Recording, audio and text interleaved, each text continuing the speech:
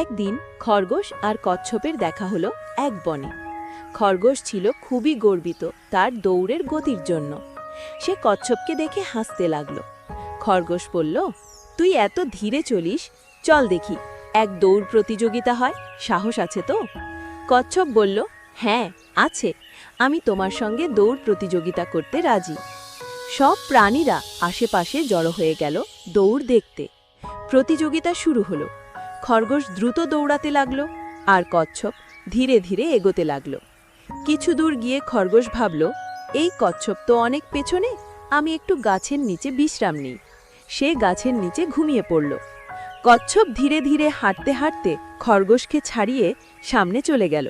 খরগোশ তখনও ঘুমিয়ে। কচ্ছপ অবশেষে ফিনিশ লাইনে পৌঁছে গেল। সবাই চিৎকার করে উঠল, জয় হোক কচ্ছপের। খরগোশ হঠাৎ ঘুম থেকে উঠে দৌড় দিল, কিন্তু তখন অনেক দেরি হয়ে গেছে।